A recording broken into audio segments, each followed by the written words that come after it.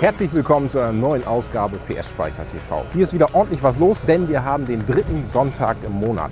Zeit für Kaffee und Karossen, unseren Baujahr- und szeneübergreifenden Fahrzeugtrend. Egal ob Oldtimer, Youngtimer, Vorkriegsfahrzeug oder Supercar von heute, hier finden alle ihren Platz.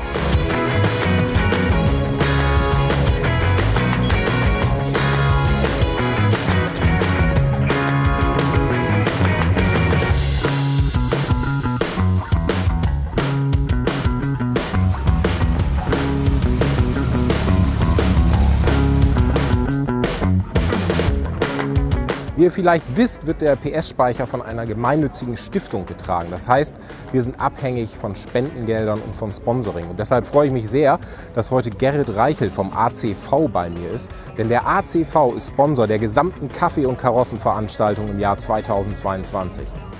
Hallo Gerrit, schön, dass du da bist. Hallo Sascha. Gerrit, erzähl uns was über den ACV. Ja, gerne.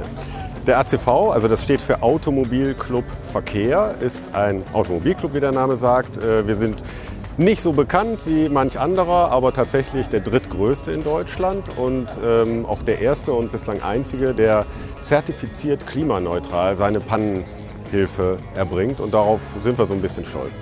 Ich habe gelesen, ihr habt 500.000 Mitglieder, eine halbe Million Mitglieder schon. Ist das richtig? Ja, das ist tatsächlich richtig und das freut uns in diesem Jahr besonders, denn wir sind 60 Jahre alt geworden.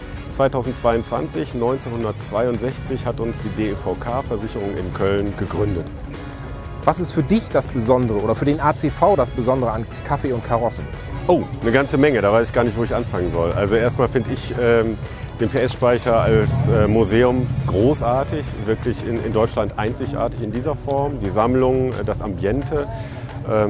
Darüber hinaus lieben wir es an Kaffee und Karossen, dass ja, die Begeisterung für alte Autos oder für Youngtimer auch wirklich hier so ausgelebt wird. Und das kann man ja auch hören.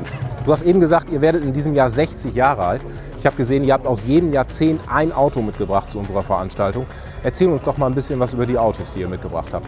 Ja, gerne. Also wir haben ja 60-Jähriges in diesem Jahr zu feiern und die Idee war, dass man halt für jedes Jahrzehnt Vereinsgeschichte ein Auto als quasi rollenden Botschafter auf die Straße bringt. Und deswegen haben wir hier 5 Autos heute mitgebracht. Das fängt an in den 60er Jahren mit einem Ford 17M. Von 1968, ein seltenes Coupé mit Vinyldach in unserer Heimatstadt gebaut. Der Köln V6 mit 2 Liter, absolutes Fanauto. Dann geht das weiter mit den 70ern, da haben wir einen T2, einen Bulli Westfalia, 50 PS von 1978. Für die 80er haben wir einen Opel Rekord 2,0e. Ein, ja, man könnte vielleicht etwas despektierlich sagen, biederes Familienauto, aber auch das Auto hat seine Fans heute, weil es einfach wenige Menschen gibt, die so ein Auto aufgehoben haben aus den 80ern. Für die 90er haben wir was ganz Seltenes, ein BMW, und zwar einen M5 Touring. Tatsächlich nur ja, etwas mehr als 200 Mal gebaut im letzten Baujahr 1995. Und für die Nullerjahre haben wir noch ein offenes Auto gesucht und da sind wir beim Audi TT Roadster fündig geworden. Das sind unsere 5 rollenden Botschafter. Und vielleicht hättest du ja Bock, mit einem zu fahren. Gerne, auf jeden Fall.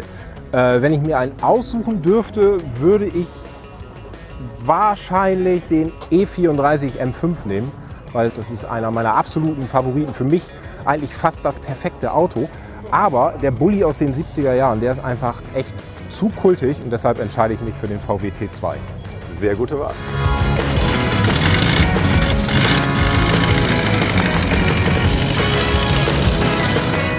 Also was mir gerade sofort aufgefallen ist, sind die Sitze. Ich hatte die Sitze im T2 irgendwie anders in Erinnerung, aber das hier sind auch nicht die Seriensitze, ne? Das sind andere Sitze. Nee, das sind Recaro, die zeitgenössisch als Zubehör erhältlich waren und von uns im Originalstoff bezogen wurden und den Sitzkomfort tatsächlich extrem verbessern. Man wird immer darauf angesprochen. Also die sehen wirklich gut aus, sie haben Seitenhalt und man sitzt wesentlich bequemer als in einem Serien-T2. Also ich kann mir schon vorstellen, dass man das hier für eine längere Zeit drin aushalten kann, weil eigentlich lange Strecken in einem T2 auf der normalen Serienbestuhlung ist jetzt auch nicht so das Wahre, oder? Ja, wie man sind. Also ich glaube, da gibt es noch schlimmere Probleme. Ne? Man muss sich erstmal der Sache hingeben, mit 50 PS mit den Flixbussen in den Konflikt zu gehen. Ja, Kasseler Berge, da ist man nicht unbedingt der Freund von den Lkw-Fahrern, kann ich mir vorstellen. Aber ansonsten, der Wagen fährt sich super. Das macht Spaß. Der T2 war ja wirklich erfolgreich. Was glaubst du, woran liegt das? Weil es gab ja durchaus auch Konkurrenzprodukte. Wenn ich mir das Heck angucke, diese Heckmotorlösung, ich habe immer einen Aufbau im Heck. Ich kann nicht hinten die Türen aufmachen und gerade irgendwie was reinschieben. Ich habe immer diese Erhöhung für den Motor, was natürlich für einen Transporter eigentlich richtig blöd ist. Ja, mir fällt da jetzt ein Zitat von Peter Illmann aus den 80ern ein, aber es passt ganz gut. Kult war nicht geplant. Ich glaube, das kann man auch für die Transporter von VW sagen. Volkswagen hat immer sehr pragmatisch konstruiert und das war ja sicherlich nicht als Kultmobil gedacht. Das ist es erst später geworden. Es ist halt, wie die Bezeichnung T für Transporter ja nahelegt, das ist ein Nutzfahrzeug. Und da merkt man schon, das ist kein Pkw, das ist erst quasi später dort rein entwickelt worden, dass man hier auch ein Reisemobil draus gemacht hat. Und dann passte, glaube ich, das Konzept zum Gefühl der Zeit in den 70ern. Ja, das war Freiheit, das war Hippie, das war Entdeckung und dieses Auto war für viele Menschen dann doch irgendwie erschwinglich, bezahlbar, lange Zeit auch als Gebrauchtfahrzeug, einfache Technik, gut zu reparieren, auf der ganzen Welt bekannt. Es ist halt Käfertechnik, millionenfach gebaut. Und millionenfach bewährt auch dann. Ja, und bis heute sind die Sympathien einfach riesengroß. Das hier ist ja ein Sondermodell vom Westfalia. Das hat schon so einen gewissen Kultcharakter. Also die Innenausstattung, die Karos, Schlafen im Hochdach. Das ist schon was Besonderes. Wir haben hier übrigens, weil du die Karos ansprichst, da gab es ja verschiedene Designs. Das hier ist die Innenausstattung vom Typ Helsinki.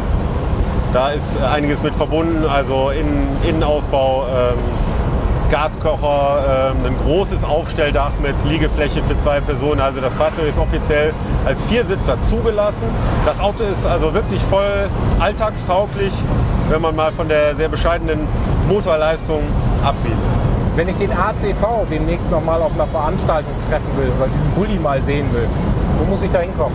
Am besten direkt am 1. September-Wochenende nach Schwetzingen. Da sind wir auf der Klassik-Gala. Und dann haben wir direkt 2 Wochen später in der Motor World in Köln-Ossendorf, auf dem ehemaligen Flugplatzgelände, unsere große 60-Jahr-Feier. Also, wenn ihr den Bulli mal live sehen wollt, dann fahrt ihr nach Schwetzingen. Und wenn ihr die anderen rollenden Botschafter vom ACV auch noch mal sehen wollt, dann fahrt am 17. September nach Köln zum großen ACV-Familienfest. Ansonsten sehen wir uns nächsten Donnerstag wieder.